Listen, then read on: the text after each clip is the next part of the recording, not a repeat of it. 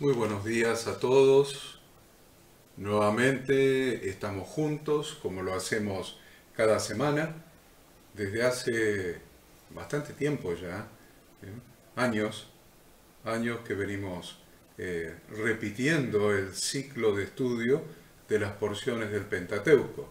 Hemos completado un ciclo, después otro ciclo y ahora estamos otra vez nuevamente con el ciclo y siempre van apareciendo enseñanzas nuevas, revelaciones nuevas, porque la bendita palabra de Dios tiene una profundidad y una sabiduría de Dios que es incomparable. Así que tenemos allí instrucciones de Dios para nuestra vida y tenemos la revelación de Jesucristo en sus páginas, en sus letras, en sus frases.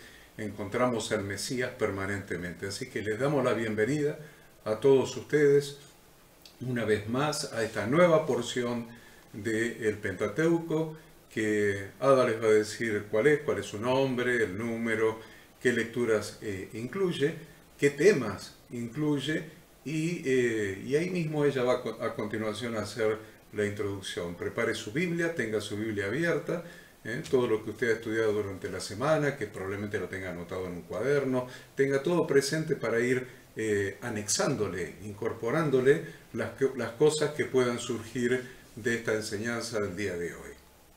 Muy buenos días, un privilegio, como decimos siempre, una bendición poder estudiar durante cada semana la porción del Pentateuco, lo que llamamos en hebreo parashá, que significa porción.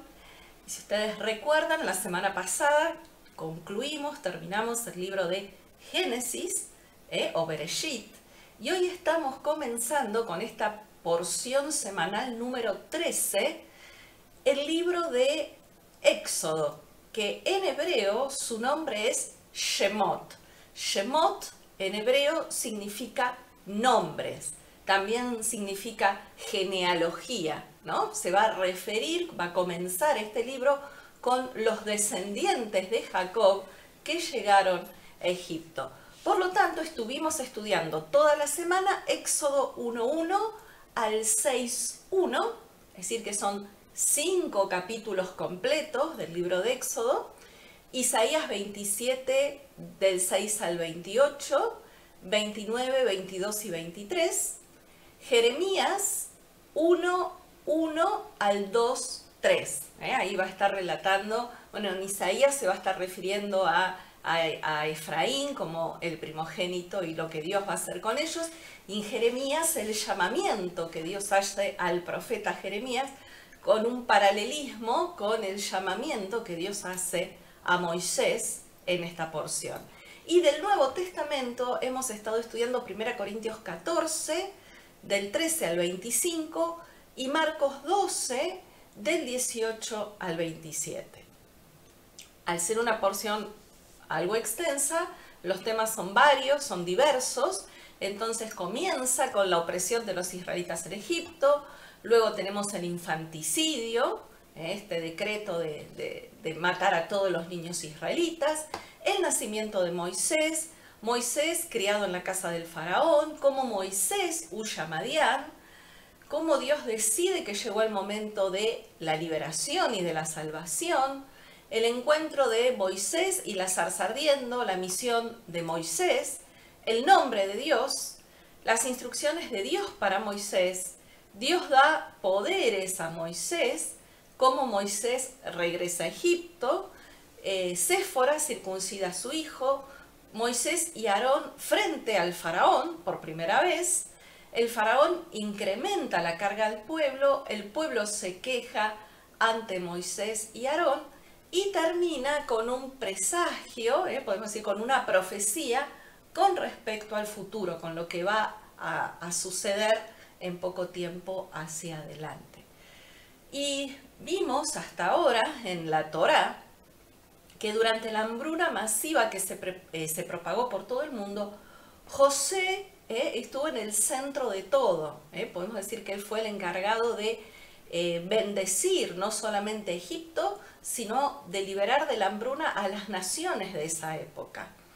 Todos los países del mundo dependían de Egipto para sobrevivir, pero cuando el hambre terminó, Entonces la ayuda de José ya no era valiosa ni necesaria. Con el tiempo, algo que nos ocurre a muchas personas es que tendemos a olvidar la importancia de una persona. Tendemos a olvidar los favores, los beneficios que una persona nos dio. A medida que el tiempo pasa, esto se va desvaneciendo poco a poco. Por lo tanto, después de que una generación entera había fallecido, porque habían muerto no solo José, sino también sus hermanos, vemos que la gente de Egipto simplemente había olvidado a José, no sabía acerca de José. Entonces vemos que en esta porción Dios llama a Moisés para liberar al pueblo de la esclavitud. Entre otras razones, porque Moisés tuvo gran empatía por sus hermanos israelitas y decidió involucrarse ante la necesidad de alivio y de liberación. Moisés actuó con un sentido de responsabilidad moral y social. Cuando Moisés vio que no había nadie dispuesto a involucrarse, a hacer justicia, a liberar a su pueblo de la opresión, él dio un paso adelante, él fue al frente y decidió intervenir. En un lugar donde no hay nadie, donde nadie actúa, donde nadie se involucra, de nosotros depende ser esa persona. Ofrecer una voz, levantarnos como una voz que clama por aquellos que no la tienen. Que nos levantamos para ayudar a los indefensos y ser proactivos. Vemos también en Moisés, como gran líder que fue, ¿no? Entonces su cualidad de ir siempre al frente, de buscar ayudar a los demás, que si lo analizamos vamos a ver que es muy similar a esa actitud que José tuvo. Recuerden que José siempre estuvo por encima de otras personas para cuidar de muchas personas. Y acá vemos en Moisés, como gran líder que fue, esta cualidad que se repite. Vemos que Moisés eligió renunciar a la opulencia del palacio del rey, al poder de su posición real, porque fue criado como hijo de la hija del faraón, para compadecerse de sus hermanos oprimidos por la esclavitud.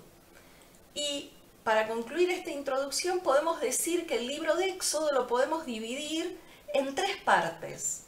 Del capítulo 1 al 15 vamos a ver relatada la esclavitud en Egipto. Luego, la segunda parte es la revelación en el Sinaí, el convenio, el pacto de Dios y las leyes. Esto lo vamos a encontrar del capítulo 15 al 24. Y la última parte es el tabernáculo y su contenido. Bueno, entonces vamos a comenzar con el capítulo 1. El capítulo 1 que ustedes ya saben que siempre la primera frase es la que da nombre a la porción, pero acá estamos hablando de un libro completo, por lo tanto la primera frase le va a dar nombre al libro completo. En griego se tradujo como éxodo, que quiere decir salida de un lugar, salida. Sin embargo, en hebreo, ustedes van a ver que dice, estos son los nombres de los hijos de Israel que entraron en Egipto con Jacob. Cada uno entró con su familia. Entonces eso que dice, estos son los nombres, estos son los Shemot, los nombres. Ahí eso es lo que dan, le da el nombre, le pone el nombre al libro completo en hebreo, Shemot, nombres. Entonces vamos al capítulo 1 a buscar enseñanzas en este libro, y en este capítulo, perdón. Y bueno, comencemos entonces con el libro de Éxodo, porque vamos a llamarlo indistintamente Éxodo, Shemot. Bueno, lo vamos a llamar Éxodo porque estamos acostumbrados. En nuestra traducción de la Biblia Reina Valera del 60 dice Éxodo, libro de Éxodo, pero acuérdense que el verdadero nombre del libro es Shemot, que significa nombres. Entonces, el estudio del libro de Éxodo tiene una importancia fundamental para entender el tiempo actual que nos toca vivir. Y usted dice, no, pero si pasaron 3000 años. No, no, no. Vamos a enfocarnos en esto. Tiene una importancia fundamental con el tiempo que nos toca vivir ahora. Porque así como el pueblo de Dios estuvo cautivo en Egipto y luego fue liberado y marchó rumbo a la tierra prometida, nosotros también en este tiempo estamos viviendo la experiencia del éxodo hacia la tierra prometida. Esa es nuestra experiencia actual. Por eso este libro, el estudio de este libro tiene tanta importancia, porque toda la travesía del desierto es nuestra travesía del desierto rumbo a la tierra prometida, y los acontecimientos del desierto son acontecimientos que nosotros, como congregación de Dios, vivimos permanentemente. Entonces saquemos de este libro las enseñanzas que nos permitan superar esas pruebas, esas dificultades, esa falta de agua, esa falta de alimento, esas serpientes ardientes, esos escorpiones, ese calor del desierto, ese no tener un techo de losa o de madera sobre nuestra cabeza. Todo lo que usted vea allí, principalmente... Problemas, quejas, celos, envidias. Todo lo que sucedió allí. Rebeliones. Rebelión contra el liderazgo. Aún los hermanos de Moisés, Miriam y Aarón, se rebelaron contra el liderazgo de su hermano. Todo. La crítica a la familia del líder, la crítica que hicieron Aarón y Miriam a la familia del líder, a Séfora. Entonces, todo eso, préstele una atención especial, porque este libro nos vamos a identificar y nos va a dar las herramientas para ir superando esas dificultades, esas pruebas, esas situaciones a lo largo del camino que hemos emprendido rumbo a la tierra prometida, que la tierra prometida es el reinado milenial de Jesucristo sobre la tierra. Cuando Él reine sobre la tierra, hemos llegado a la tierra prometida. Y no se olvide entonces de empezar, de remarcar ahí en su cuaderno, de anotarlo, que todo empieza en el monte Sinaí con la entrega del pacto de bodas de Dios con su congregación. Entonces, toda la historia de la nación, hasta ahí eran una familia, eran un pueblo, y ahora se van a convertir en una nación después de la salida. Entonces, la nación comienza cuando tienes leyes. Exacto. No hay nación sin leyes. La nación tiene que tener dos cosas, leyes y tierra. Territorio, claro. Leyes y territorio, como dice Ada. Entonces, este pueblo no tenía ni leyes ni territorio. Tenía una promesa de una tierra para poseer un territorio, pero le estaban faltando las leyes. Y si nosotros queremos ser una nación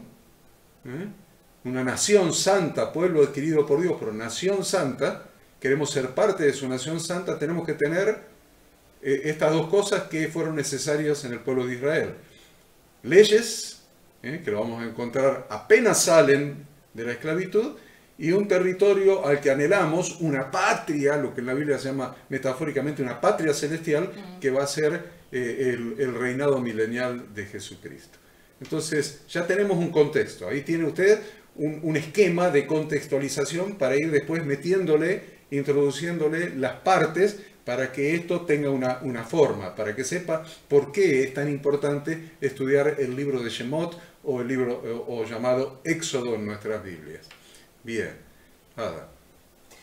Bueno, y también que aunque todavía estamos en Egipto, como bien hacías el paralelismo vos, ¿no? Con el reinado del príncipe de este mundo, y lo podemos ver claramente por las cosas que pasan todos los días, sabemos que Dios está con nosotros, no debemos temer, porque Dios ha descendido con nosotros en la persona de Yahshua.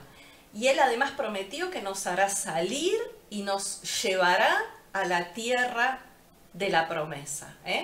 Por eso habla de que Yahshua no se aferró, ¿no?, el ser igual a Dios, sino que se despojó a sí mismo y tomó forma de siervo y se humilló haciéndose obediente hasta la muerte y muerte de cruz. Dios prometió a Israel que iba a descender con él a Egipto y que lo haría volver.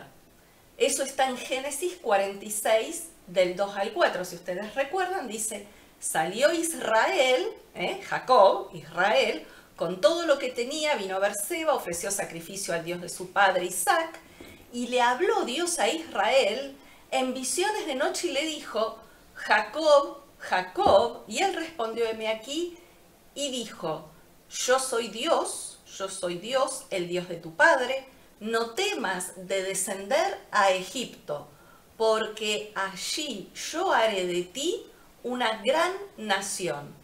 Yo descenderé contigo a Egipto, y yo también te haré volver, y la mano de José cerrará tus ojos. Entonces, ahí hay una promesa. Dios prometió a Israel, a Jacob, que iba a ir con él a Egipto. Y esa misma promesa también está vigente para hoy en día.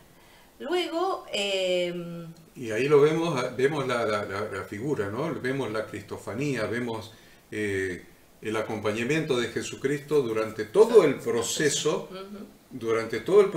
no solamente del éxodo, sino desde la salida y antes en las plagas, y antes en la aparición de la zarza. Presta atención cuando lleguemos a la aparición en la zarza y miren quién apareció en la zarza. ¿Cómo se revela? ¿Quién? ¿Qué persona? Específicamente, ¿qué persona aparece en la zarza? Entonces, Efesios 4:10 lo dice claramente. El que descendió es el mismo que también subió por encima de todos los cielos para llenarlo todo. El que descendió dice: yo voy a descender con vos a Egipto. Bueno, Jesús descendió por nosotros para sacarnos de la esclavitud, para darnos su ley, su Torá, sus mandamientos, sus ordenanzas, sus estatutos, sus decretos, para que aprendamos a caminar en ellos, y nos da el tiempo de la travesía del desierto. ¿Para qué? ¿Para qué le dio ese tiempo al pueblo de Israel? Para que aprenda a caminar en sus estatutos, en sus decretos, en sus ordenanzas, sus mandamientos, en sus leyes. Ese fue el proceso. Fue un proceso de 40 años de aprendizaje. Y nuestra travesía en este tiempo, en esta tierra, en este presente siglo malo, es para que aprendamos a caminar en sus ordenanzas, en sus decretos, en sus mandamientos, en su Torá. Para que cuando lleguemos a la tierra prometida, podamos ser colaboradores de Cristo para establecer su reinado milenial a todas las naciones, en todas las naciones. ¿Cómo pues podemos nosotros reinar con Cristo durante el milenio para establecer su reinado en todas las naciones si no conocemos sus leyes? ¿Cómo alguien puede ser un magistrado en una nación si no conoce las leyes de la nación? Entonces nosotros estamos durante todo este periodo para aprender las leyes, pero fundamentalmente para aprender a vivir en las leyes de Dios, para después, cuando en la segunda venida de nuestro Redentor Jesucristo, y Él establezca, primero juzgue, luego establezca su reino, nosotros seamos con Él reyes y sacerdotes, pero podemos serlo únicamente si hemos hecho la experiencia de la travesía. Aprender las leyes y vivir en las leyes para después poder implementarlas en el establecimiento del reino de Dios a través de Jesucristo en ese reinado milenial. Espero que esto se entienda. Es la segunda vez que lo digo hoy y espero que se entienda, porque este es el eje. Porque muchos dicen: no, pero vivimos en la gracia, no importa si entendemos las leyes, si las aprendemos, si vivimos en las leyes. Olvídese de eso. Porque nosotros tenemos que ver la película completa, el por qué y el para qué. ¿Para qué? El para qué. ¿Cuál es nuestro destino? ¿Cuál es nuestra función dentro del reino? Entonces, si no practicamos nuestra función, estamos como el estudiante de medicina que nunca hizo la práctica profesional de cómo operar, de cómo abrir un cuerpo, de cómo sanar. Entonces llega y no sabe qué hacer porque no tiene la experiencia. Esta travesía para nosotros es que aprendamos sobre la base del conocimiento y la experiencia. Conocimiento y experiencia. Anote esas dos palabras, conocimiento y experiencia. Entonces vamos de los versículos 1 al 7. Ada. Sí, bueno, yo aquí diría que ya explicaste vos el nombre del libro y el por qué, pero vemos que comienza esta porción con los hijos de Jacob que fueron a Egipto, los nombra, y vemos que ellos pudieron resistir la atmósfera corrupta que había en Egipto y preservaron el valor moral y espiritual de toda la familia. Y la verdad es que ellos lograron esto por algo muy importante y algo que hoy lamentablemente se está perdiendo mucho, porque cada hijo se mantuvo unido a su padre Jacob y este fue el secreto de la fuerza y la supervivencia de Israel. Estar unidos como familia, respetando a la autoridad familiar, respetando a Jacob, recibiendo de él las instrucciones, las enseñanzas. Eso los mantuvo no contaminados, no totalmente asimilados con la cultura egipcia. Tal vez es interesante ver que los que iban a salir, habían crecido tanto, dice ahí el versículo 7, los hijos de Israel fructificaron, se multiplicaron y fueron aumentados y fortalecidos en extremo, y se llenó de ellos la tierra. Estamos hablando de aproximadamente una población de unos más de 2 millones entre hombres, mujeres y niños. Comienza diciendo que fueron 70 los que llegaron y son más de 2 millones los que van a salir. Esta fecundidad de Israel en Egipto es también el resultado de las promesas que Dios le había hecho al primer hombre, que le había dado a Adán, cuando le dijo que se fructifiquen y multipliquen y llenen la tierra. También esa misma promesa se la dio a Noé y por supuesto a Abraham, a Isaac y a Jacob. Ahí habla de los 70, el versículo 5, todas las personas que le nacieron a Jacob fueron 70 y José estaba en Egipto. Y es muy significativo el número, la cantidad de los hijos que le nacieron a Jacob, ya que estos 70 que menciona coincide con las 70 naciones, o también llamadas en hebreo Goyim. Este es el cumplimiento de la promesa de Dios hecha a los patriarcas, que se va a terminar de cumplir en el reinado milenial de Jesús, de Yeshua, acerca de que en su descendencia serían benditas todas las naciones de la tierra. Es muy importante el número de 70, y eso es algo que también anoten en su cuaderno, 70. 70 siempre se está refiriendo a las naciones. Fíjense, cuando llegan a Elim, van a ver las 12 oasis, las 12 fuentes, las 70 palmeras, siempre 70. 70 es el número de las naciones aparte de Israel, aparte. Las 70 son las naciones, lo que se llaman los gentiles. Goyim, que en definitiva es una palabra hebrea que significa naciones, se fue después asimilando como naciones fuera del pacto, fuera del convenio, o sea, las naciones gentiles. Entonces, muy significativo que los hijos de Israel que descendieron a Egipto fueron 70. Entonces la bendición es para todas las naciones. Para todas las naciones. De esos 70 se multiplicaron, como dijo Ada, más de 2 millones de personas. Entonces siempre tengan en cuenta que el propósito de Dios no creó a la humanidad para que la humanidad se pierda. Muchos piensan eso, ¿no?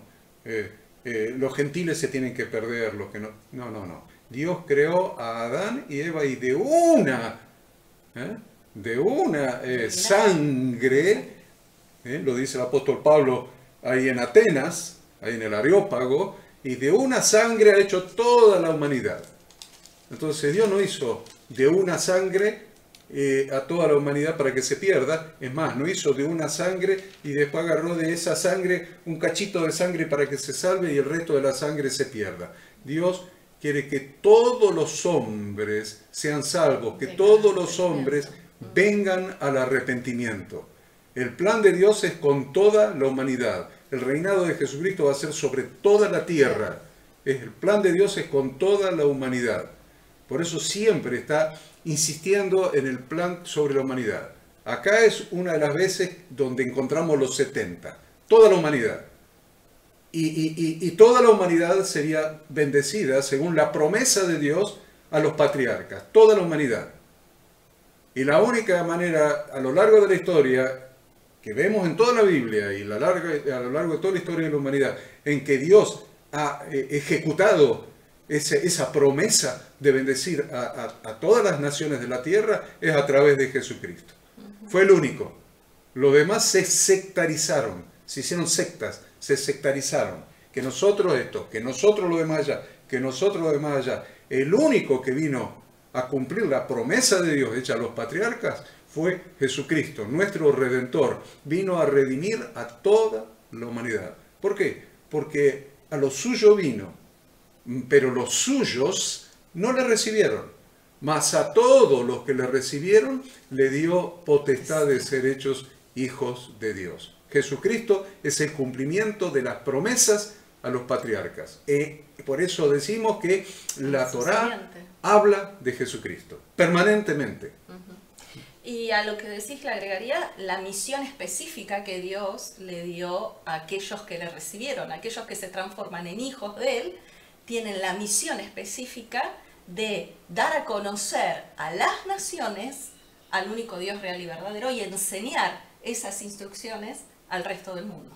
Bien, y toda la ley de Dios que vamos a estudiar en este libro de Shemot, y después en Levítico y después en Deuteronomio, toda es para aquellos que a través de Jesucristo se hagan parte de la bendición y de la promesa dada a los patriarcas, que se hagan parte de la congregación de Dios, parte del pacto de bodas de Dios con su pueblo, y estén sentados cuando venga Jesucristo en las bodas del Cordero. Entonces no hay leyes para unos y leyes para otros. No hay leyes para unos escogidos y después las noágidas para las 70 naciones que cumplan las noágidas, las 7 leyes noágidas. Eso no existe en tu Biblia. En tu Biblia eso no existe. Las leyes, los ordenanzas, el pacto de Dios fue hecho con aquellos que son redimidos por Jesucristo. Aquellos que salieron de la esclavitud de Egipto esa noche, gracias a la sangre del Cordero que pintó los postes y el dintel de las casas, que no fueron solamente los israelitas, los hebreos, sino que salieron con ellos muchos egipcios y muchos de otras naciones que habían hecho de Yahweh nuestro Dios su propio Dios, y esa noche pintaron los postes de sus casas y sus dinteles, los pintaron con la sangre del Cordero, y no eran hebreos. Y llegaron con ellos al pie del monte Sinaí, y con todos ellos Dios hizo ese pacto de bodas. Entendamos esto porque esto es el eje para poder entender toda la Torá, es fundamental, y para entender el Nuevo Testamento. No vas a entender el Nuevo Testamento si no entendés la Torá de Dios, si no entendés el pacto de bodas de Dios. Bien, nada. Bueno, y ahí como dijimos, ¿no? El versículo 7 que habla de que aumentaron, se multiplicaron, fructificaron, vemos que los hijos de Israel eran perfectamente identificables, es decir, como explicábamos, no se asimilaron a la nación pagana de Egipto. Vivieron en Egipto, pero gracias a que también habitaban en una tierra algo apartada, que era la tierra de Gosén, la tierra más rica, también eso contribuyó a que no se asimilaran totalmente con los egipcios. A pesar de que fructificaron y se multiplicaron, no perdieron la identidad que tenía su origen en el pacto de Yahweh con Abraham, allá en Génesis capítulo 15, versículo 13. Ten por cierto, le dijo Dios a Abraham, que tu descendencia morará en tierra ajena y será esclava allí y será oprimida 400 años. Mas también a la nación a la cual servirán, juzgaré yo, después de esto saldrán con gran riqueza. Eso fue lo que Dios le dijo a Abraham. Y si vemos en el capítulo 2, el capítulo 2 termina diciendo, y miró Dios a los hijos de Israel y los reconoció Dios. Así que ahí está hablando de que Dios pudo identificar a su pueblo, los pudo identificar porque no se habían mimetizado con Egipto. Vemos luego del versículo... En ese sentido, Ada, los reconoció. Los reconoció. Los reconoció exactamente como dice Ada, pero hay un ejemplo más. Un ejemplo más. Cuando la mamá de Moisés mete a Moisés en el Moisés, casualmente, en la canastilla, que después tomó el nombre de Moisés, ahora los Moisés para nuestros bebés y todo eso, ¿no? ¿Vieron? De esa canastilla. Cuando lo mete en el Moisés a Moisés y lo pone ahí entre los juncos en el río Nilo, dice que las doncellas andaban por ahí y la hija del faraón y lo vio y lo reconoció. Reconoció que era un hebreo. ¿Cómo reconoció que era un hebreo? Por la señal del pacto. Por la señal del pacto. La señal del pacto hizo que aún la hija del faraón reconociera a Moisés. Estaba circuncidado. Dice, este es un hebreo. ¿Por qué? Por la señal del pacto. Ellos conservaron el pacto, guardaron el pacto y las promesas, guardaron el pacto de Dios, guardaron la obediencia a la Torá.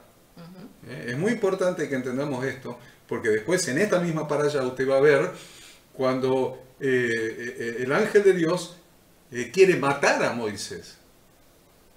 Cuando iba rumbo a Egipto, de Madián a Egipto. Y por el camino el ángel de Dios lo quiso matar. ¿Y cómo se salvó de que lo mate? Porque Séfora, su esposa, lo agarró a Gersón, el hijo, lo agarró y lo circuncidó. ¿Saben por qué? Porque aún Moisés no había hecho lo que tenía que hacer como señal del pacto. Iba con su hijo sin circuncidar a liberar a un pueblo que sí tenía la identidad. Entonces, agarró Séfora, circuncidó a Gersón y automáticamente Moisés se salvó de que Dios lo mate. No estamos hablando de poca cosa. Entonces, muchas veces cuando dicen, no hay que cumplir los pactos de Dios, los mandamientos están abolidos. ¿Cómo están abolidos? Mírelo, a ver si Dios se lo puede revelar hoy y puede ver en su espíritu la importancia de estudiar y obedecer las instrucciones de Dios, los mandamientos de Dios contenidos en su santa palabra. Y no digo solamente en el Pentateuco, los mandamientos de Dios contenidos desde Génesis hasta Apocalipsis. Toda la Biblia para nosotros es la Torá de Dios. Toda la Biblia son las instrucciones de Dios para que nuestra vida dé en el blanco. Bueno, y del versículo 8 al 14, viendo esto del crecimiento demográfico, era algo que a este nuevo faraón le daba miedo, porque eran numerosos, porque los israelitas eran fuertes, inclusive era posible que llegaran a ser más numerosos que los propios egipcios, pero por otro lado, el faraón decía, son demasiado útiles para dejarlos salir del país, ¿no? Entonces, lo que el faraón se propuso fue explotar a los israelitas, esclavizándolos para que el Estado se beneficie del talento que ellos tenían sin temor a que abandonen el país. Al pasarlos a ser esclavos, no les quedaba otra alternativa que trabajar para el imperio de ese momento, que era Egipto. Así que bueno, justamente este faraón que no conoció a José profundizó el conflicto, y el temor, como dijimos, será que los israelitas se volvieran tan poderosos que llegaran a unirse a un posible invasor y expulsar a los egipcios de su propia tierra, ¿no? Este era el otro riesgo, al crecer tanto. Entonces Faraón dijo, de alguna manera yo tengo que impedir que se vayan e impedir que sigan creciendo.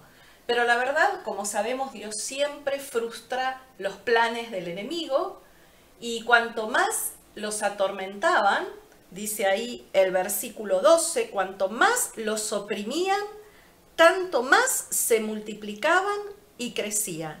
De manera que los egipcios temían a los hijos de Israel. Vemos acá también que el faraón los llama el pueblo de los hijos de Israel, y 2 veces más los va a llamar de la misma manera. Los llama el pueblo de los hijos de Israel, el pueblo de los hijos de Jacob, que habían establecido allí en Egipto. Comenzaron siendo una familia y terminaron siendo un pueblo, perfectamente identificable. Entonces, algo que debemos aprender de esta experiencia de Israel en Egipto es que nunca el pueblo de Dios llegará a ser un verdadero pueblo hasta que los hijos de Dios aprendan a ser una verdadera familia. Y de esto se trata, ¿no? todo el trato de Dios con este pueblo. Pasar de ser un pueblo conquistado, podríamos decir, por los egipcios, esclavizado por los egipcios, y todo el proceso que Dios va a hacer para que ese pueblo se transforme en una nación.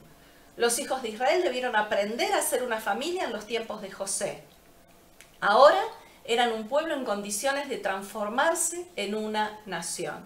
Y esta transformación en nación, con las leyes, los estatutos, los decretos, las ordenanzas, fue el trabajo que tuvo que hacer Moisés, además de conducirlos a la tierra prometida. Como decimos siempre, no era solamente sacarlos de Egipto, sino sacar a Egipto y a su mentalidad esclava de cada uno de ellos. Eso es tremenda tarea la de Moisés. Entonces anote ahí, si puede hacer tres círculos ahí en su cuaderno, 3 círculos, 1, 2, 3. Ese es el proceso, Primer círculo, tuvieron que aprender a ser una familia. ¿Con quién? Con José. ¿Vieron? Cuando empieza la historia de Jacob con sus hijos, no eran una familia, eran un desastre.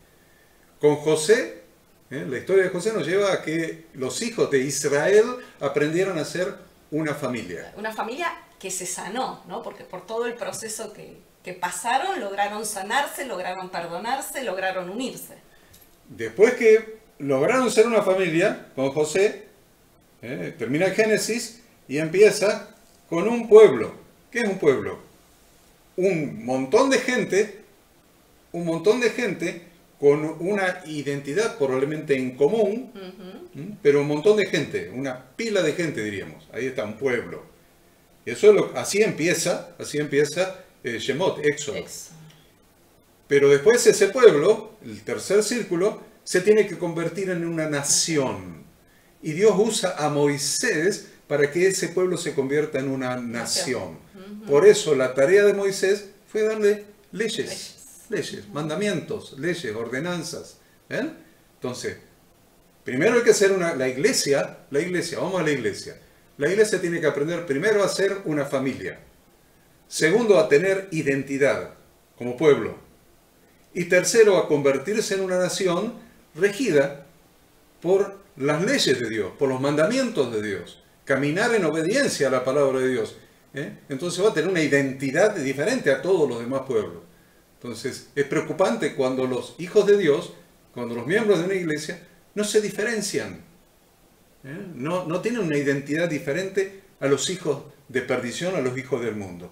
Entonces aprendamos esto, saquemos estos 3 círculos. Primero familia, después pueblo identificable y después una nación que aprenda a caminar en las leyes de Dios, en los mandamientos de Dios. Y otra cosa que agregaría a esto, como pueblo que eran, y como pueblo podemos decir temeroso de Dios, es que conservaron los registros de las genealogías.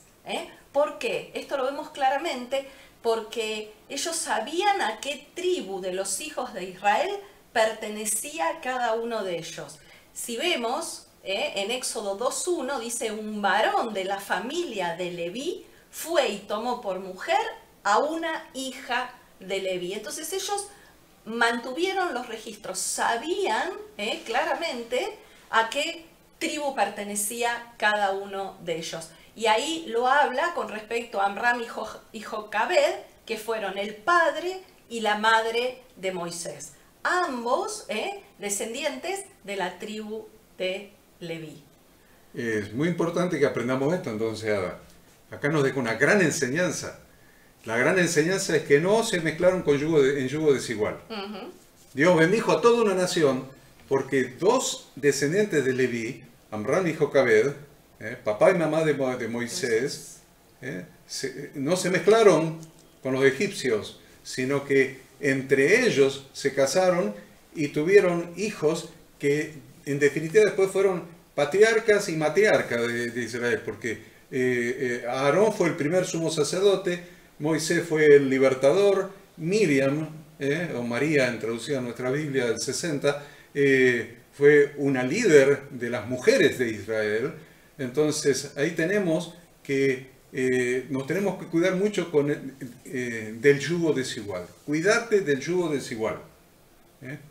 Mantener tu identidad y está estableciendo vínculos con gente que tenga la misma identidad. Y no estoy hablando solamente del matrimonio, como es el caso de los papás de Moisés. Estoy hablando de todo vínculo, amistad, sociedad, matrimonio, todo lo que implique una atadura. Vínculo es atadura, vínculo.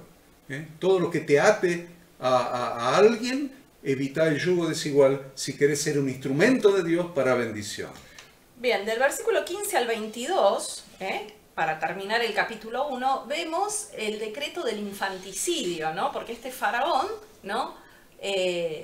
Trató de, como dijimos, ponerle un límite al crecimiento de la población a través de la esclavitud y del trabajo extenuante. O sea, los esclavizó, los hizo trabajar un montón para que no les quedara tiempo para reproducirse, los sometió a mucho trabajo.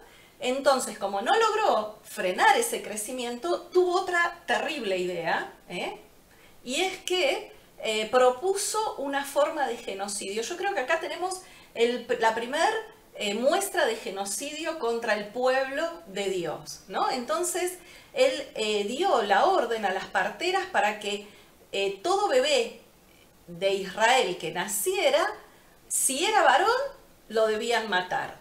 Y si era mujer, la debían dejar con vida. De esa manera evitaban que hubiera una próxima generación masculina. Esa fue la instrucción que el faraón le dio a las parteras de Israel. Pero el faraón no tuvo en cuenta el temor a Dios que las parteras tenían. Esto lo vemos claramente, dice el versículo 17, pero las parteras temieron a Dios y no hicieron como les mandó el rey de Egipto, sino que preservaron la vida de los niños, los varoncitos. Ellas temieron a Dios y prefirieron obedecer a Dios antes que al faraón. Y eso les trajo bendición. Y eso les trajo bendición, a exactamente. Ellas y a su familia. Porque el versículo 21 dice, y por haber las parteras temido a Dios, Él prosperó su familia. Y ahí tenemos otra gran, gran secreto de la prosperidad, ¿no? Que se las busca en tantos lugares y siempre decimos, el secreto de la prosperidad en Dios es el temor a Él y el guardar su palabra y sus mandamientos. La obediencia, siempre es la obediencia a Dios.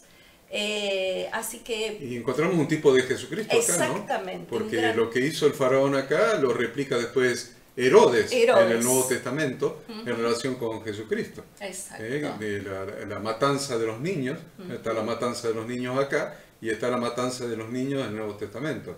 ¿Cuál es el paralelismo? El paralelismo era que el faraón quería matar al libertador de la congregación de Dios y lo mismo Herodes quería matar al libertador de la congregación de Dios. A nuestro Redentor, a nuestro Libertador, Jesucristo. Bueno, vamos al capítulo 2. Bien. Capítulo 2, del versículo 1 al 10. Sí. Ada. Bueno, ahí vemos nuevamente, ¿no? Cómo funciona la providencia de Dios. Y como cualquier plan humano, por más pensado y planificado que esté, no puede impedir que la voluntad de Dios se cumpla. Entonces los padres de Miriam y de Aarón trajeron al mundo a un nuevo hijo que tenía por finalidad salvar a toda la nación. La hija del faraón salvó la vida de Moisés y, como dijimos, fue criado bajo la tutela del mismo rey de Egipto, que había dado órdenes de matarlo para impedir la salvación de Israel. A ver si entiendo eso. El mismo tipo que dio la orden de matarlo, fue el que lo terminó criando. El que lo terminó adoptando. Adoptando de alguna manera el faraón. En el palacio, porque en su familia. Fue el hijo de la hija del faraón, fue su nieto. Exacto. El mismo que dijo, mátenlo, Dios acomodó las cosas para que se convierta en su nieto. Por eso, ¿qué dice Proverbios 19:21? Muchos pensamientos hay en el corazón del hombre, mas el consejo de Yahweh permanecerá. No hay plan de Dios que pueda ser opacado, que pueda ser quebrantado, que no se vaya a cumplir. Dios convierte la maldición siempre en bendición. En bendición. Sí. Bien. Bueno, y ahí sabemos la historia, ¿no? También es interesante ver que fue Jocabed, la misma madre de Moisés, la que lo amamantó y la que le inculcó los valores israelitas durante su primera infancia, podríamos decir, ¿no? Así que, como vemos en todo, absolutamente todos los acontecimientos, la mano de Dios puesta. Los padres trataron de mantenerlo oculto a Moisés, pero finalmente tuvo que ser revelado. Si vemos Hebreos 11:23, dice, por la fe Moisés, cuando nació, fue escondido por sus padres por 3 meses, porque le vieron niño hermoso y no temieron el decreto del rey. Acá también vemos, ¿no? También el amor de los padres por un hijo, que decidieron inclusive sacrificarse o arriesgar su propia vida para salvar la vida de este niño. Por eso está puesto ahí en Hebreos capítulo 11, donde se habla de los héroes de la fe. Es muy importante el tema del papel de la madre. Porque la hermana de Moisés, Miriam, le propuso a la hija del faraón, vamos a buscar una nodriza de los hebreos. De los hebreos. ¿Y a quién trajo? A la propia madre. A la propia madre de Moisés. Y no solamente que lo pudo criar a su propio hijo, sino que le pagaron para criarlo. Le pagaron para criarlo. Sí. O sea, que lo criaba a su propio hijo y realmente tenía una buena vida porque la hija del faraón le pagaba para criar a su propio hijo. Entonces, no quiero destacar eso es destacable, pero quiero destacar algo más. Quiero destacar que lo que había en el corazón de Moisés fue puesto en él por 2 personas, por el papá y la mamá. Y vamos a ver después, durante toda la Torá, los mandamientos en relación al padre, que tiene que enseñar la palabra de Dios a sus hijos, pero también el papel fundamental de la mamá que es la que le transmite diariamente, permanentemente, los valores de la palabra de Dios a sus hijos. Entonces, o sea que la crianza de un hijo es un complemento, surge de un complemento perfecto entre el papá y la mamá. El papá cumpliendo su rol sacerdotal y la mamá siendo la maestra, la que lo va formando, la formadora del hijo. Y de ahí no salió de un repollo ni lo trajo la cigüeña a Moisés. Lo formaron su papá y su mamá. Es muy importante esto, por eso Dios cuidó ese detalle. Cuidó ese detalle de que la que lo criara fuera la mamá. Y la mamá una descendiente de la tribu de Leví. No es poca cosa. Dios cuidó los detalles y esos detalles tienen importancia para nosotros hoy. ¿Cómo estás criando a tus hijos? ¿Cómo estás criando como sacerdote de tu hogar a tus hijos? ¿Cómo estás criando como mamá de tus hijos? ¿Lo estás formando en Dios, en el temor de Dios? Solamente esto les cuento. Yo nunca me voy a olvidar, a pesar de que probablemente era muy chiquito, que tendría 2 años, 3 años, no lo sé, a mi mamá por las noches, arrodillada al costado de mi cama, enseñándome dos cosas. Nada más que dos cosas me quería enseñar mi mamá. El Padre Nuestro, y que fue la oración de Jesús, y los 10 mandamientos. El Padre Nuestro y la oración de Jesús. Y ahí estaba. El Padre Nuestro, perdón, y los 10 mandamientos. Padre Nuestro, los 10 mandamientos. Entonces, es importante esto, porque instruye al niño en su camino, y aun cuando fuere viejo no se apartará de ese camino, porque queda arraigado dirían los genes, pero para ser más científico, en las neuronas, en las cadenas neurológicas de la mente del niño. En las cadenas neurológicas se forman cadenas neurológicas adicionales con esa enseñanza, con esa formación. Si Bien. quiere, googleelo y estúdielo y va a ver que es cierto, que se forman cadenas neurológicas nuevas, adicionales. Bien, Ada. Sí, y justamente esto que vos decís, ¿no? Si bien, a pesar de que la madre solo lo tuvo la primera infancia, con ella le logró infundir el amor y la lealtad al pueblo de forma tal que Moisés no se transformó en un príncipe egipcio, sino que siguió siendo israelita. Por eso del versículo 11 al 15 vemos la intervención de Moisés, porque Moisés creció y maduró en su sensibilidad frente a la opresión que padecían sus hermanos, y además él se identificaba como uno de ellos, a pesar de haber sido criado por la hija del faraón. Y fíjense claramente que dice el versículo 11, en aquellos días, crecido ya Moisés, salió a sus hermanos y los vio en sus duras tareas.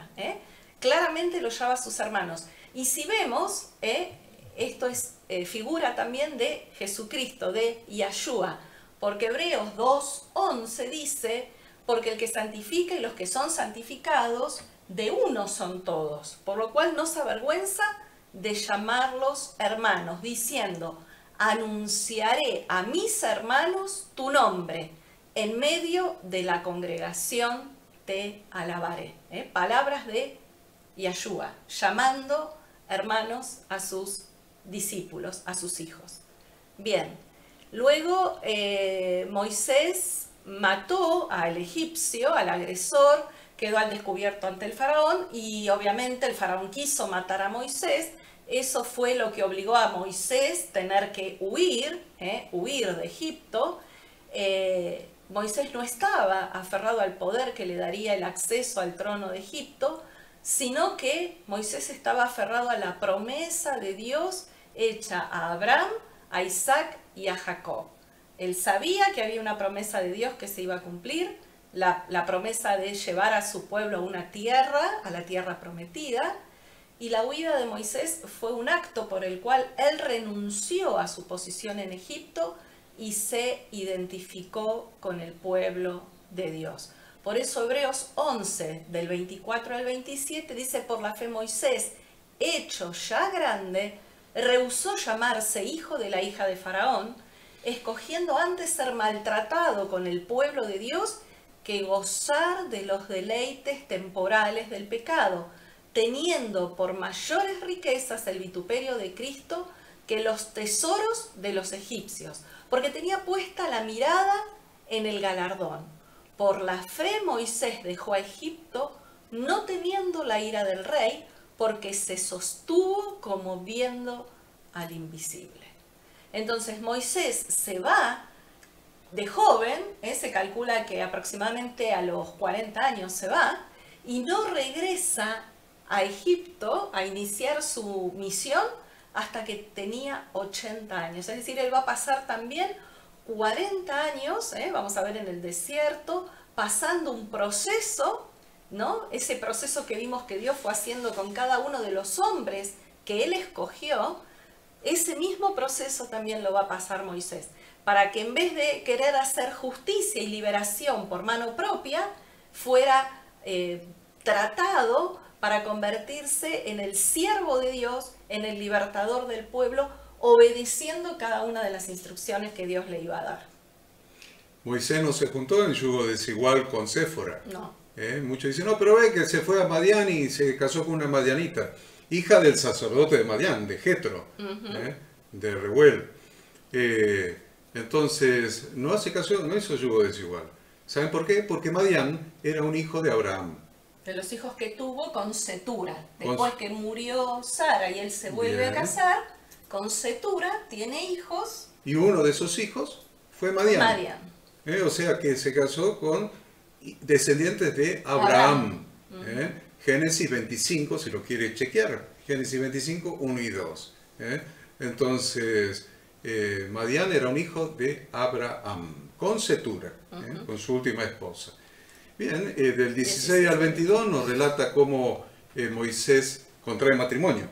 Claro, cómo va a conocer, ¿no?, a su mujer. Y esto es muy interesante porque vemos que otra vez a los patriarcas del pueblo de Dios, a los padres del pueblo de Dios, buscando esposa junto al pozo.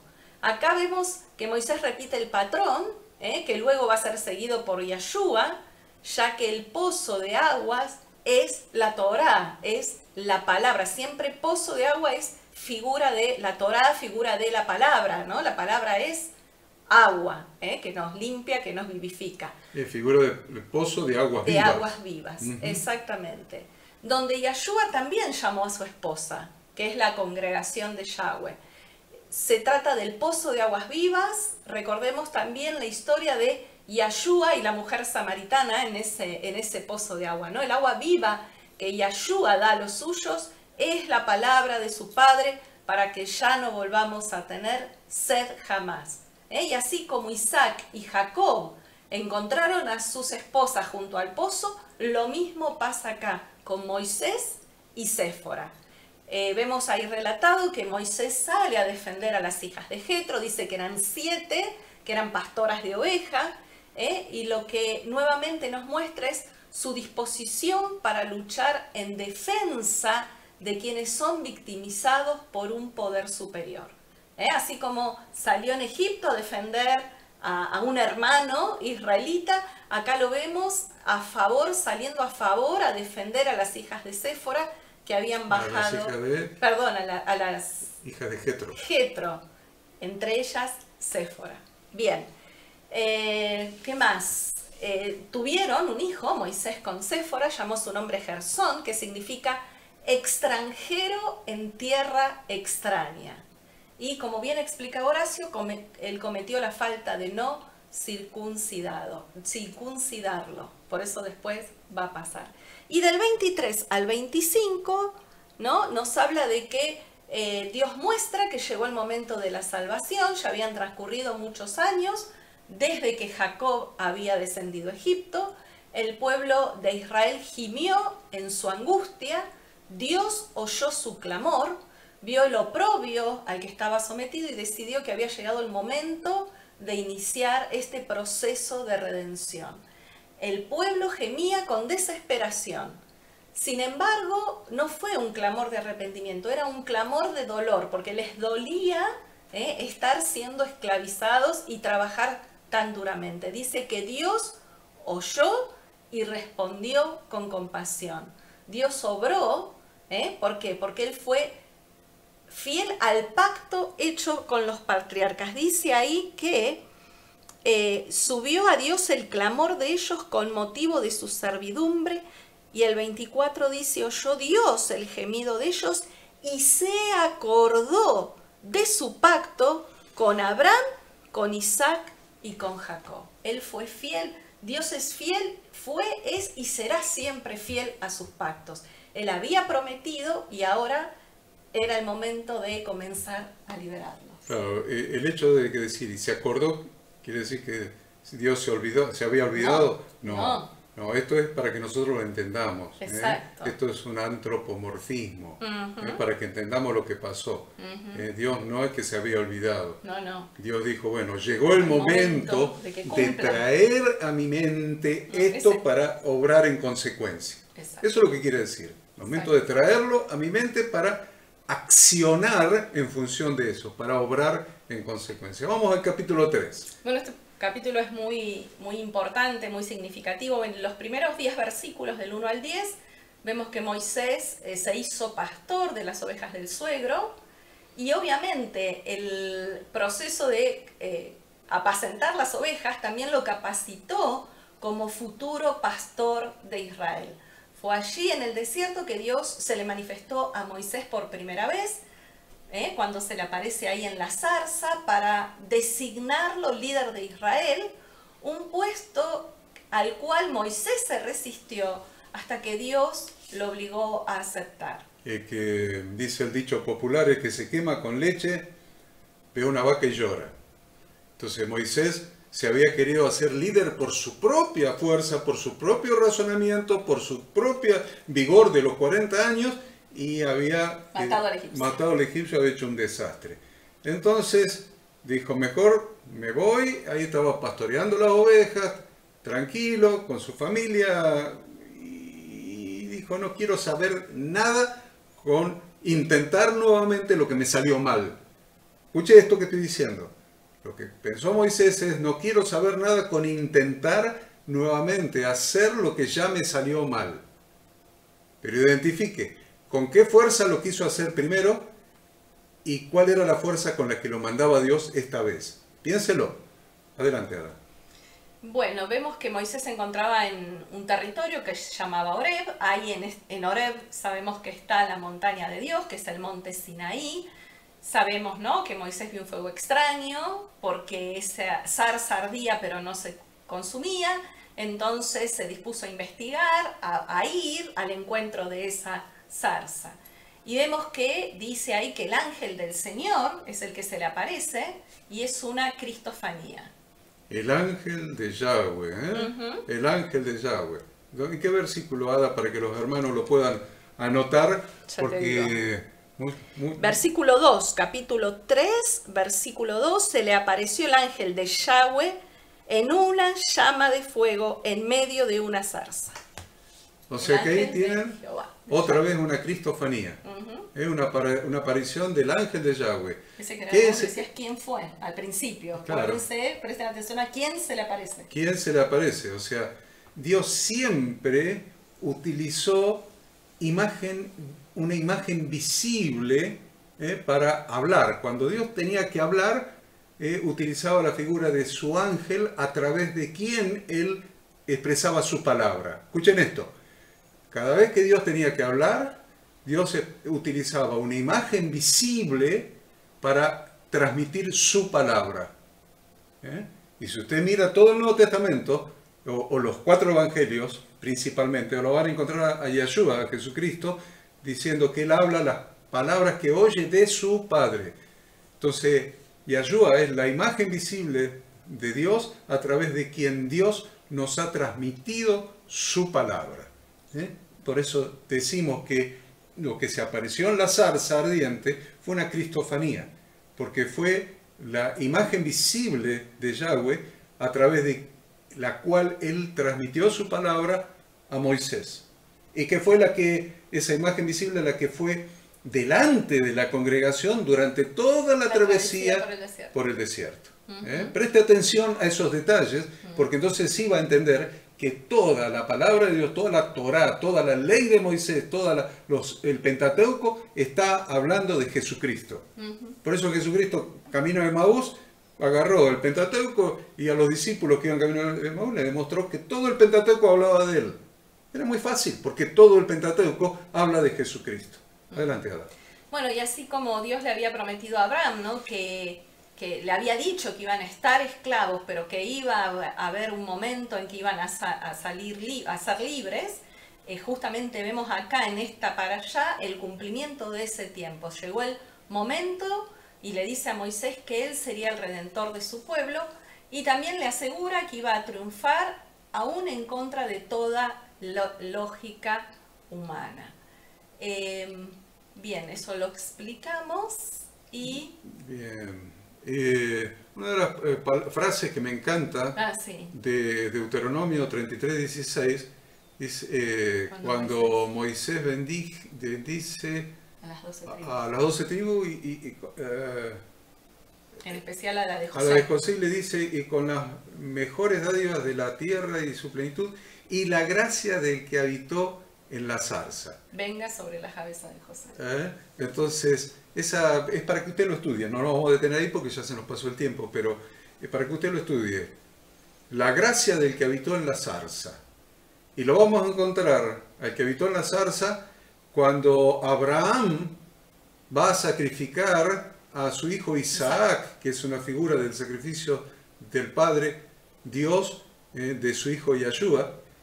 Y lo va a encontrar usted a Abraham y va a encontrar un carnero cuando el ángel, cuando Yahshua le dice, no lo mates, y aparece un carnero con sus cuernos enredados en la zarza.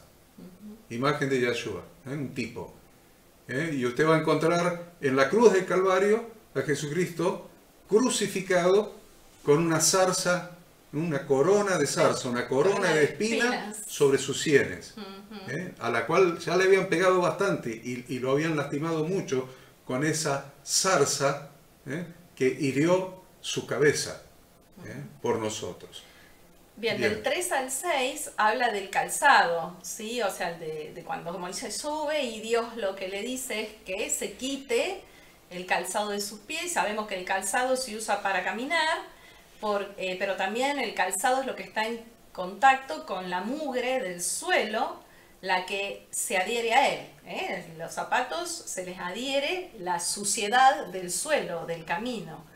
Entonces, al igual que Moisés, debemos despejarnos de todo lo que se nos haya pegado en nuestro pasado, en nuestro caminar por la vida. A muchos, hay mugre que se le pegó por caminar lejos de Dios. Ay, ¿y por qué eso? ¿Por qué te tenés que despojar de eso? ¿Por qué tenés que sacarte esto de encima? Por lo que dice el versículo 5. Y dijo, no te acerques, quita tu calzado de tus pies, porque el lugar en que tú estás, tierra santa es. Si nos queremos acercar al Dios Santo, sed santos porque Él es santo. ¿Querés acercarte a Dios? No te puedes acercar con mugre. Con la mugre del calzado que anda ensuciándose en este mundo. Entonces, Ada dice que debemos entonces, Ada, y despojarnos de todo eso que se nos pegó en el pasado, que impide que tengamos contacto con la santidad de Dios. Moisés todavía estaba contrariado por todo lo que había vivido, tal vez estaba enojado, justificando su propia desgracia, pero es necesario que nosotros quitemos toda angustia por el pasado, aún nuestro propio ego, muchas veces ofendido y lastimado, humillado y herido. Con esas cosas no podemos venir ante la santidad de Dios. Por eso tenemos que quitarnos esa mugre que se nos pegó por estar lejos de Dios. Y aún estando cerca de Dios. Y a veces también. Y aún estando cerca de Dios. Por ahí te ofendieron. No, por ahí en la iglesia tal me ofendieron, y a tal me ofendió, y el otro me ofendió, y el pastor tal me usó, y el otro. Y lo escuchamos muchas veces. Entonces, Moisés le había pasado eso. Había quedado herido, había quedado lastimado de su primera experiencia como líder, cuando tenía 40 años. Y que el faraón, su hermano egipcio, el faraón, lo quiso matar. Y tuvo que salir huyendo. Y todo eso, y todas esas heridas, y Dios le dijo, sácate todo eso de encima. Sácatelo de encima. Pues no te puedes acercar a mi presencia y recibir mi palabra, mi revelación para tu vida, mientras que tengas heridas del pasado, dolores, resentimientos, rencores, mientras que tu ego haya sido humillado y estés con el ego herido. Con el ego herido. No, te tenés que sacar todo eso si querés acercarte a mi presencia y recibir mi palabra y mi revelación y mi función para tu vida, para la cual te he llamado. Adelante, Ada, del 11 al 17 ahora. Bueno, vemos también, ¿no?, que Moisés vacila, es decir, como decíamos, Moisés no quiere aceptar este desafío. Dios le insistió a Moisés para que fuera ante el faraón. Moisés se negó. ¿Y qué argumentos puso? Primero, Moisés se consideraba indigno y carente del talento necesario para esta misión. Lo primero que dice es, no, yo no puedo, yo no sé hablar. En segundo lugar, le pone como excusa que iba a fracasar, que él sentía que iba a fracasar. Luego, vemos que los hebreos no se habían hecho merecedores de la milagrosa intervención de Dios, es lo que Moisés sentía. Luego Moisés sintió que no era apropiado que asumiera él el liderazgo de Israel en lugar de su hermano, que era mayor. Su hermano Aarón era mayor, entonces dijo, no, mi hermano Aarón es mayor, es el primogénito, y además era el que hasta ese momento, estando en Egipto, Aarón, con el pueblo, había cargado con la responsabilidad de dirigir al pueblo en Egipto. Hasta ese momento, digamos, el líder había sido Aarón. Eso también Moisés lo pone como excusa. Y la otra excusa es que tenía una limitación en el habla, probablemente se cree o se dice que había cierta tartamudez, por lo cual él dice, no, yo no puedo hablar, yo no sé hablar, así que buscó todas las excusas posibles para no llevar adelante la misión de Dios, ¿no? ¿Cuántas veces nosotros hacemos las mismas cosas? Moisés le dijo que no, yo no, busca otro que tenga más capacidad. Todavía estaba pensando en su propia capacidad. Exacto. Como cuando tenía 40 años, ¿se acuerdan? En Egipto. Todavía seguía pensando en su propia capacidad. Que él lo iba a tener que hacer por sus medios, por sus habilidades y sus capacidades. Entonces, ¿cómo voy a influenciar a Faraón y al pueblo si soy tan carente de aptitudes? Y Dios le respondió de inmediato. Le dio unas señales, unos milagros. Una vara convertida en culebra, una mano que se puso blanca de lepra. Fue el que se curó de la lepra. Sí, obviamente, pero le dio señales,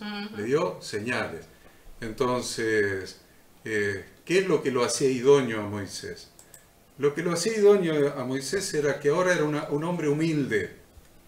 Cuando era príncipe de Egipto, mató en Egipto a un egipcio. Ahora, después de 40 años de estar pastoreando ovejas en el campo, se convirtió en un hombre humilde. Y si usted lo mira al apóstol Pablo, va a encontrar cuando el apóstol Pablo dice, bástate mi gracia. Y Dios le dijo, bástate mi gracia, porque mi poder se perfecciona en tu debilidad. Así que si te sentís débil para evangelizar, te sentís débil para enseñar la palabra de Dios, te sentís débil para servir al pueblo de Dios, te sentís débil para hacer la voluntad de Dios en el servicio, en su servicio, no te sientas que eso es una limitación. No es una limitación. El poder de Dios se perfecciona en tu debilidad, así como se perfeccionó en la debilidad de Moisés y en la debilidad del apóstol Pablo. Dios baja del caballo al que tiene que bajar del caballo, para después poder usarlo con su poder, con su gracia, para que ninguno acumule vanagloria, sino que toda la gloria sea para Dios.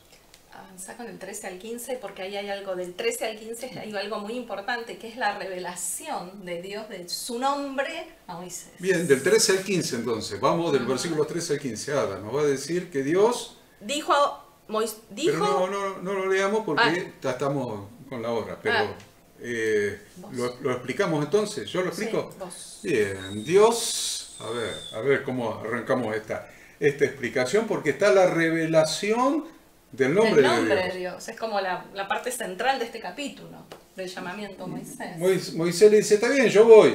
¿Y qué le digo que me manda? ¿Quién me manda? El Dios de Abraham, Isaac y Jacob. Verso de Moisés, y Dios dice, y si me preguntan cuál es tu nombre, le dice Moisés, y decirle cómo yo me llamo. Yo me llamo Yo Soy el que Soy. Mi nombre es Yo Soy el que Soy. Y decirle, Yo Soy me envió a vosotros. Y bueno, pero, ¿y el nombre? Y el nombre se lo da allí, y por este nombre, lo dice el versículo 15, debe ser, este es mi nombre para siempre.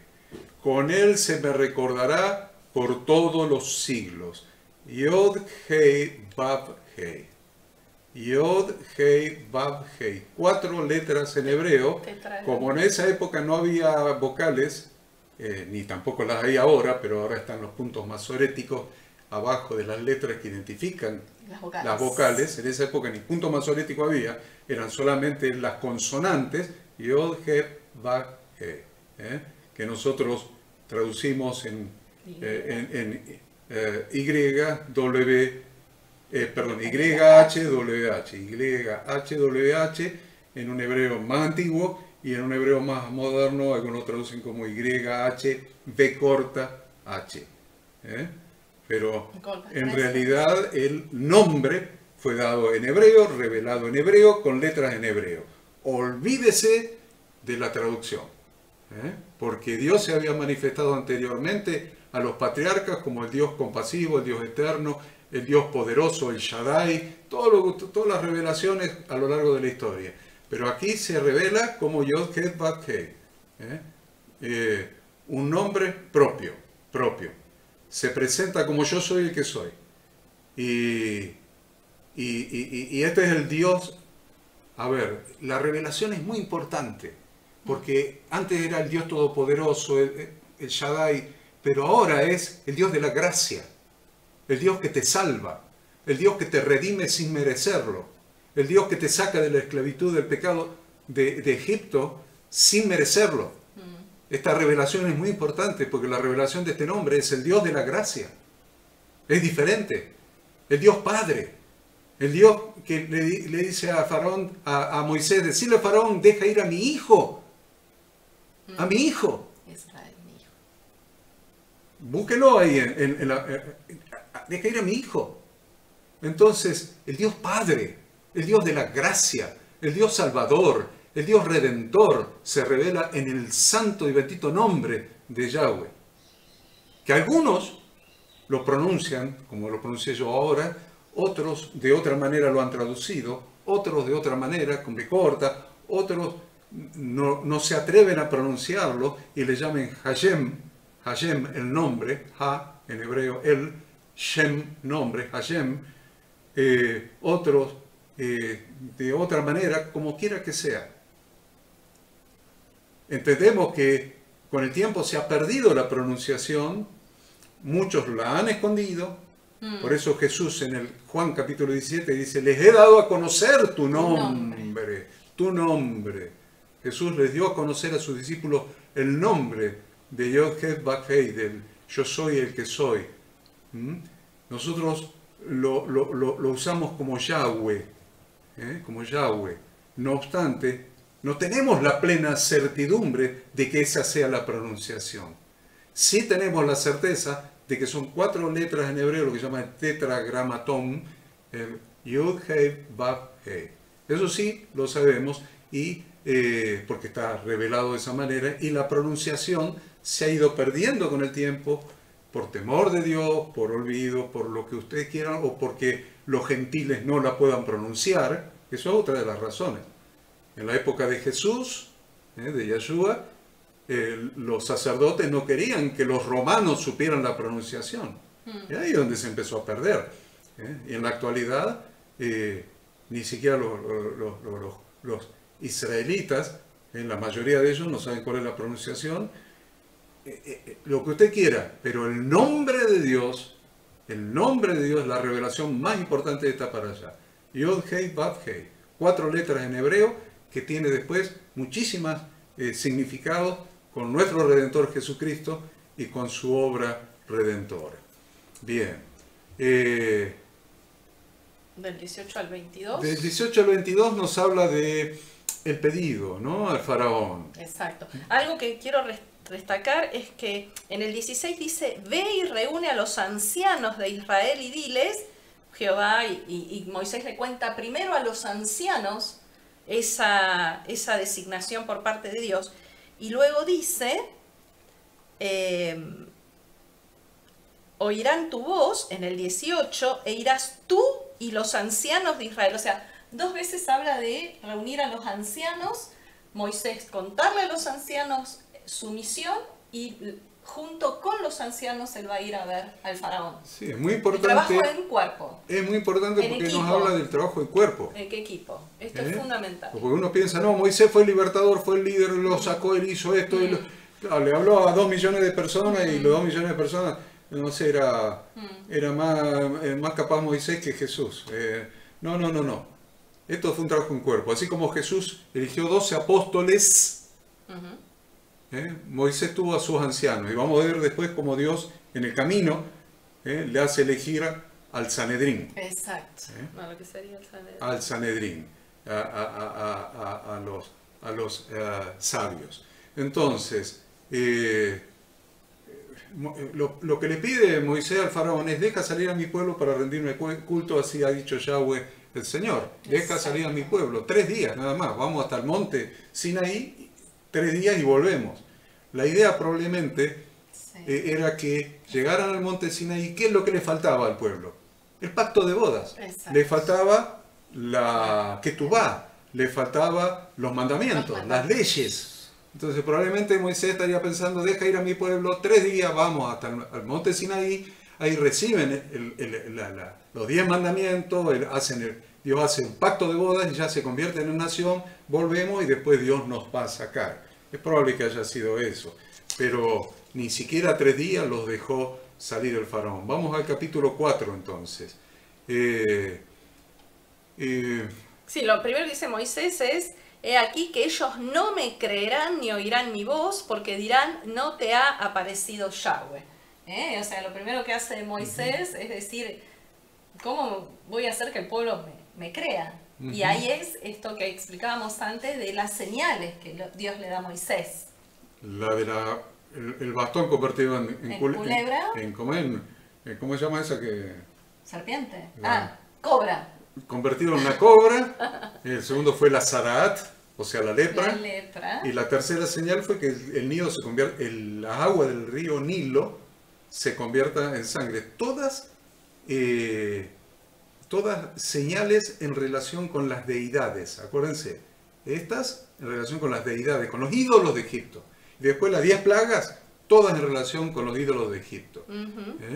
Sí, ahí lo dice, en el 9 dice: si aún no te creyeren con las 2 previas señales, dice: ni oyeren tu voz tomarás de las aguas del río y las derramarás en tierra, y se cambiarán aquellas aguas que tomaras del río y se harán sangre en la tierra. Esas son las 3 señales que Dios le da para presentarse delante del pueblo y que el pueblo les crea. Es muy importante entonces que Moisés empezó a dar excusas, que no por esto, no por lo otro, no por lo demás allá, no por lo del otro. ¿Y saben qué pasó? Ardió la ira de Dios. Ardió la ira de Dios, se enojó. ¿Saben qué pasa cuando nosotros empezamos a dar excusas? No, porque yo no sé hablar. ¿Cómo? No, porque no sé. La gran comisión es ir por todo el mundo y predicar el evangelio. No, yo no sé hablar, no puedo predicar. Y hacer discípulos. No, menos todavía, si no sé hablar para predicar, ¿qué voy a hacer? Hablar para ser discípulo. No, porque yo soy tímido, soy introvertido, soy esto. Sí, cuando le gritás a tu mujer, ¿sos tímido? ¿Sos introvertido? Cuando vos, mujer, le gritás a tu marido en casa, ¿sos tímida, introvertida? Entonces son excusas. Lo de Moisés era una excusa. Eran excusas. Excusas sobre la base de su ego. Las excusas siempre son en base al ego. No sé hablar, tengo miedo de equivocarme, soy tartamudo. Ego. Siempre es ego. ¿Y saben lo que hace enojar a Dios? La vanagloria, la soberbia, el orgullo, el egocentrismo. Entonces, eso hace enojar a Dios. Y se enojó Dios con Moisés. El versículo 14. El 14, ¿qué dice ahora? Entonces Yahweh se enojó contra Moisés y dijo: ¿no conozco yo a tu hermano Aarón levita, que él habla bien? He aquí que él saldrá a recibirte y al verte se alegrará en su corazón. Se enojó Dios. Se enojó Dios contra Moisés, porque dijo: basta de ponerme excusas. Entonces, lo que le dice en el 15 y 16, dice: vos hablarás a Aarón. Exacto. Tú hablarás a Aarón y pondrás en su boca las palabras. Miren qué interesante la metáfora que usa. Pondrás en su boca las palabras y yo estaré con tu boca y con la suya y os enseñaré lo que hayáis de hacer. Y él hablará por ti al pueblo. Por ti al pueblo. Y él te será a ti en lugar de boca. Será un portavoz, quiere decir eso. Exacto. Un portavoz tuyo. Exacto. Y tú serás para él en lugar de Dios. Entonces, ¿qué es esto? ¿Por qué usa esto Yahweh Dios? Porque esto es una clara figura de Dios y de Jesucristo. Dios hablando a través del Hijo. Jesucristo lo decía y en Juan 14:10, no crees que yo soy en el Padre y el Padre en mí. Las palabras que yo os hablo, no las hablo por mi propia cuenta, sino que el Padre que mora en mí, Él hace las obras. Jesucristo, Yahshua el Mesías, habla solamente palabra de Dios, Torah de Yahweh, su Padre. Entonces Moisés ahí, del Y ahí 18... tenés otro paralelismo, ¿no?, entre Moisés y Yahshua, porque Dios prometió que iba a levantar a un profeta como Moisés. Y en el Nuevo Testamento, ahí a Jesús, a Yahshua lo tenemos como ese profeta de Dios que habló la palabra de su Padre.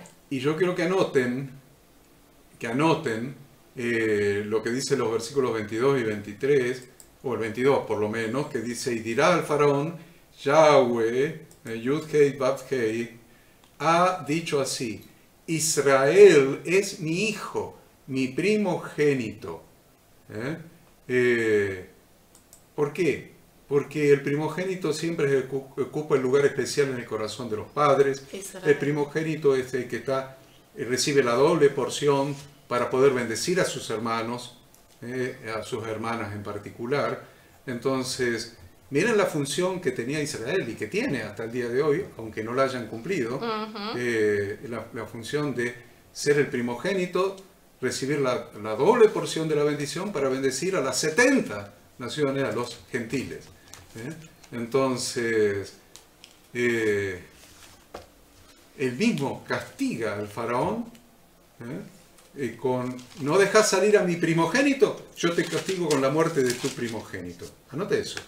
No dejas salir a mi primogénito, yo te castigo con la muerte de tu primogénito. Ya hemos hablado de los versículos 24 al 26, cuando Séfora circuncida a su hijo, a Gersón, porque lo que estaba pasando con Moisés es que Dios lo estaba por matar.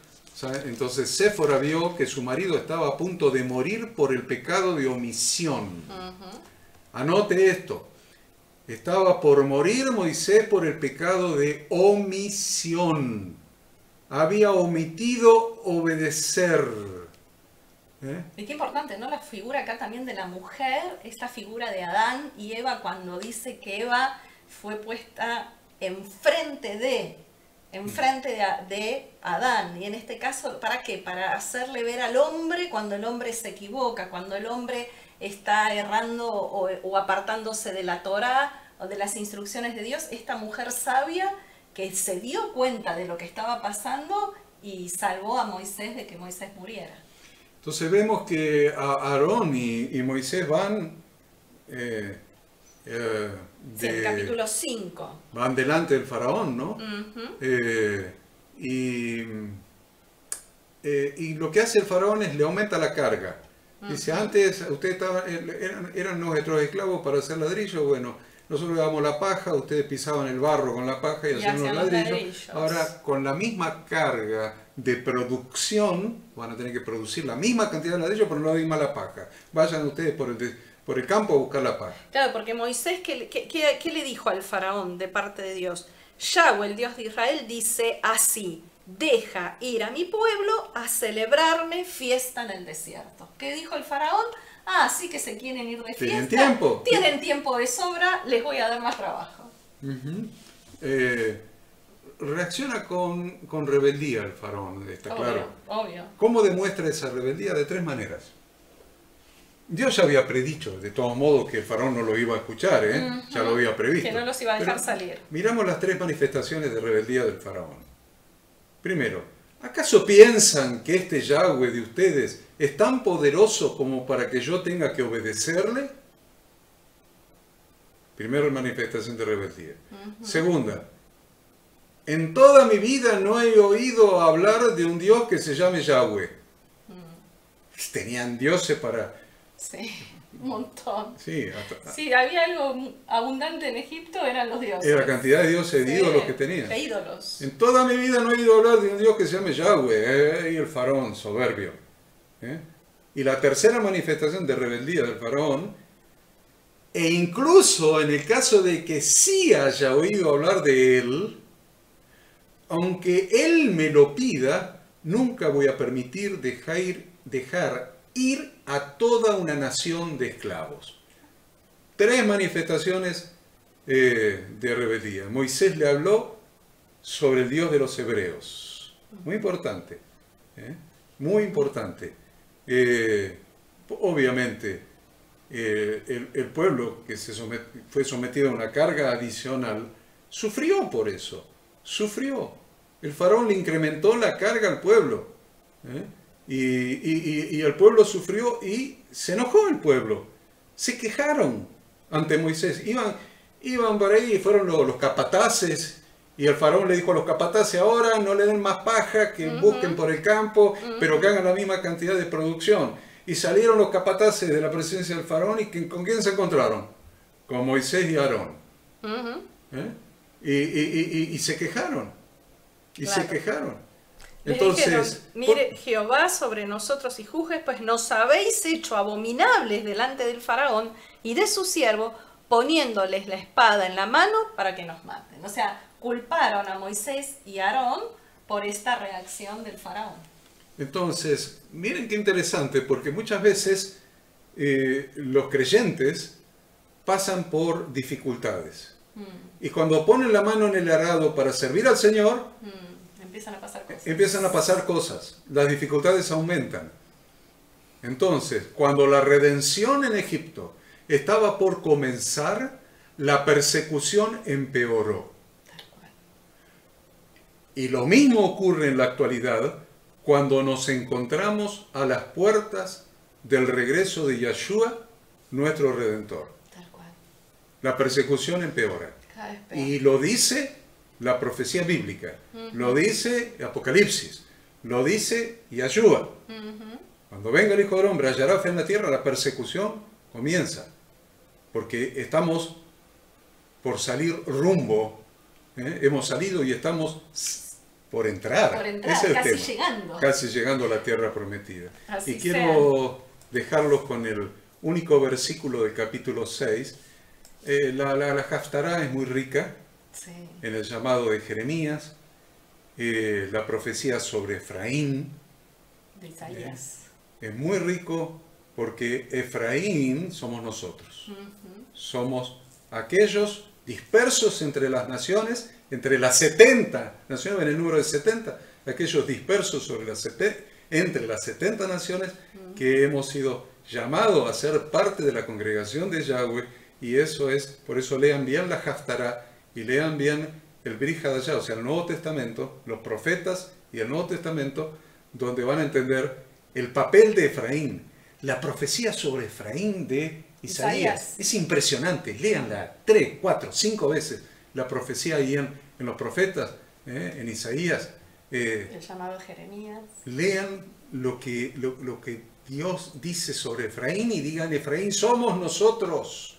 La casa de Efraín, que fue llevada en el 722 cautiva allí a Siria y que nunca más retornaron y que se dispersaron entre las naciones. Ahí estamos las 70 naciones que fueron los bendecidos hijos de Israel.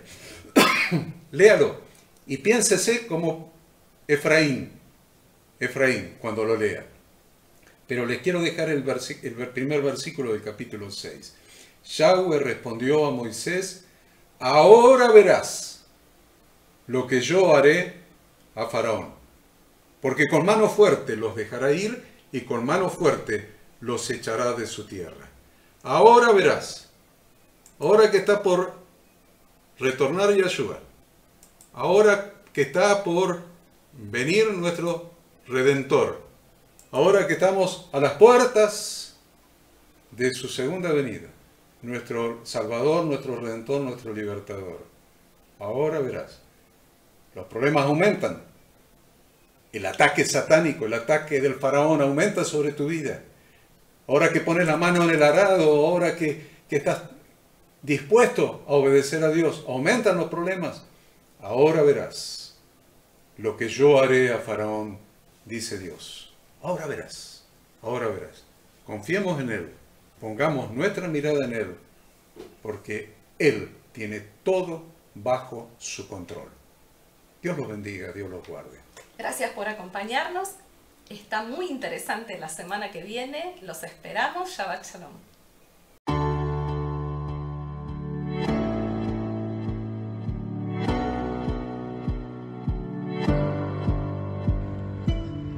Esperamos que tú también conozcas esta herramienta que durante los últimos 18 años ha sido útil para las iglesias de todo el mundo de habla hispana, capacitando cientos de siervos de Dios.